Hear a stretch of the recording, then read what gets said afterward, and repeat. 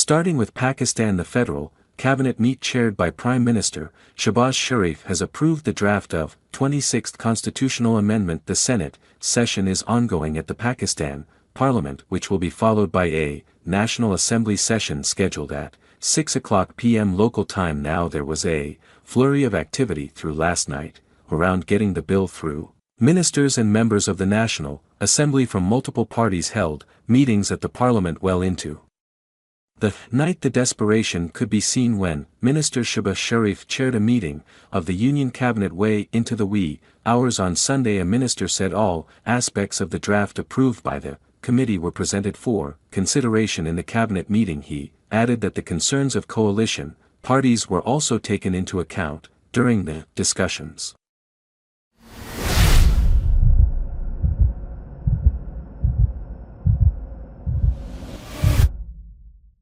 Now over the days, however, it has boiled down to a numbers game in Parliament, digging up an old flashpoint between the Shehbaz Sharif government and the opposition party led by Imran Khan. Earlier, Khan's party had slammed the proposed reforms, calling them unconstitutional. Pakistan Muslim League, NAS, Pakistan People's Party and the Jamaat Islam Fuzul, they've all agreed on judicial reforms through the proposed constitutional amendments, but the Maulana for Rahman Led Juf was not in favor of some other points. Now here are some of the proposed amendments: an increase in retirement age for Supreme Court judges to 68 from the present 65. Also proposed is a 3-year term for the Chief Justice of Pakistan, a parallel federal constitutional court alongside the Supreme Court, and the authority to appoint the Chief Justice of the Supreme Court and the Chief Justice of the Constitutional Court to be transferred to the Prime Minister of Pakistan based on recommendations from an 8-member National Assembly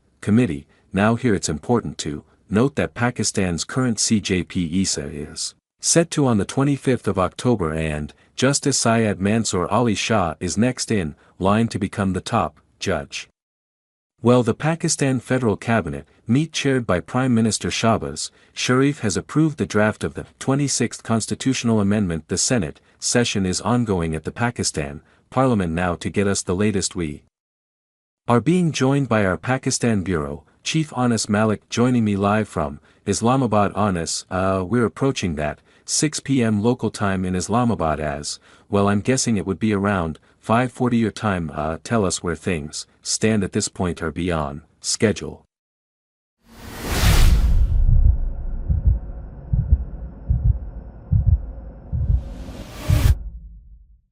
Well, as you're asking me the question, I was actually typing it back. The 26th National the Constitutional Amendment has been tabled in this House, that's behind me, in the upper house of the Parliament, that is the Senate. The normal agenda for the Senate has been suspended, and as I talk to you, the Law Minister Azam Nazir Terror is tabling it point by point, the 26th Constitution Amendment. That means that once it's approved by the upper house of the Parliament, then it goes in the lower house. There is no rotation mechanism. It can be the other way around as well, but the government had planned to have held the Senate session to be at 3 p.m. It started about 2.5 hours later at around 5:30 local time, and while I'm still talking to you, the draft has been tabled officially, been tabled by the Law Minister AM. So now it comes to the point to off-number game where the government needs 64 senators to show 23 majority in a House of 106 to claim a 2-3 majority for this constitutional amendment to be passed through the upper house of the Parliament, and then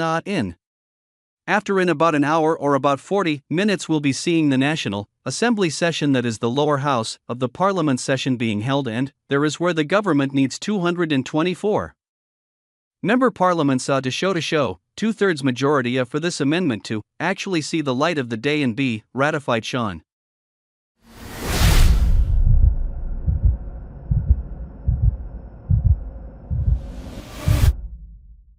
Anas also reports suggested that PTI Chair Barago had announced that the PTI will not vote for the 26th Constitutional Amendment Bill, which is to be tabled today. Are there going to be any implications of that?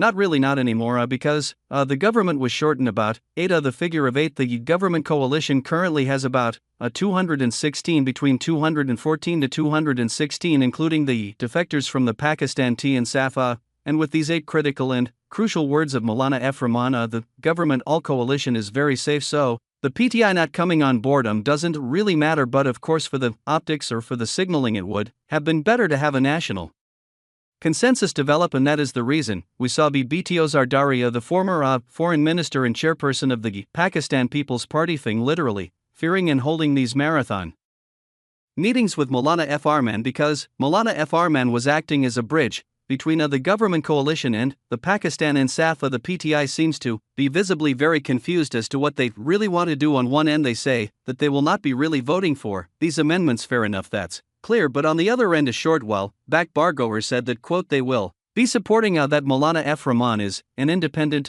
person and his party has an independent thought, and that they are appreciative of M.F. Rahman's role, and that they will be appreciative of the fact that Maulana F. Rahman gets to vote for this amendment. So the confusion within the ranks of PTI is very clear, but at the same time this particular constitutional amendment has been torn down. That's the highlight to the point that the Chief Justice's tenure age limit has been there, but there's been a tenure to the Chief Justice.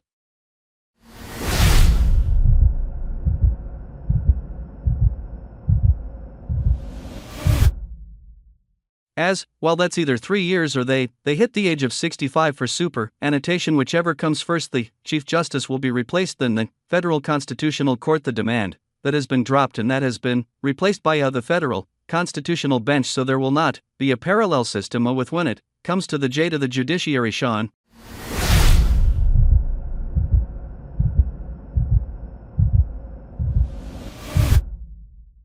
Thanks for watching this video.